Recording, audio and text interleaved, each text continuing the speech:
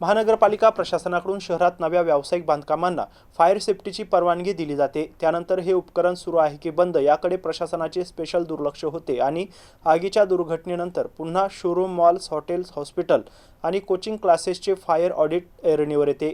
शहरात अशी तब्बल 2000हून अधिक धोकादायक व्यावसायिक मालमत्ता असून त्यात 82 हॉस्पिटलचा समावेश आहे।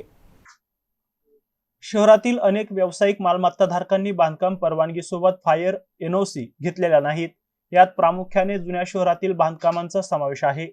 त्यामध्ये मोठी दुकाने, शोरूम, हॉटेल, बार, रेस्टॉरंट, हॉस्पिटल आणि कोचिंग क्लास, खाजगी हॉटेल्स यांचा समावेश आहे।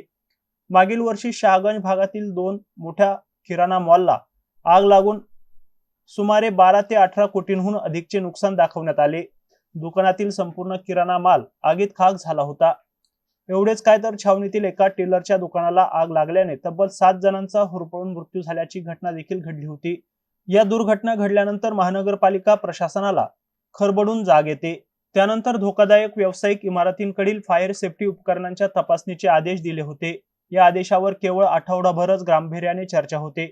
त्यानंतर आयुक्तच काय तर संपूर्ण प्रशासकीय यंत्रणा त्याच बगल देत पुढे निघते।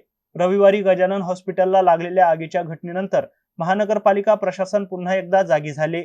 आता शहरात पुन्हा फायर ऑडिटवर लक्ष केंद्रित केले जाणार आहे। शहरातच काय तर राज्यात आणि देशात कोठे आगीची मोठी दुर्घटना घडली की महानगरपालिकेकडून फायर ऑडिटचा मुद्दा ऐरणीवर आणला जातो।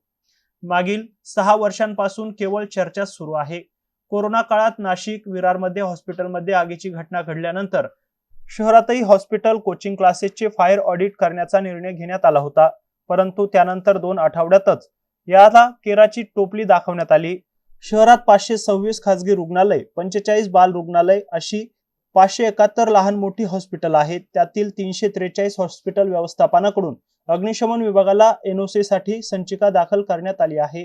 त्यातही 271 हॉस्पिटलला प्राथमिक आणि 128 हॉस्पिटलला अंतिम एनओसी देण्यात आली आहे।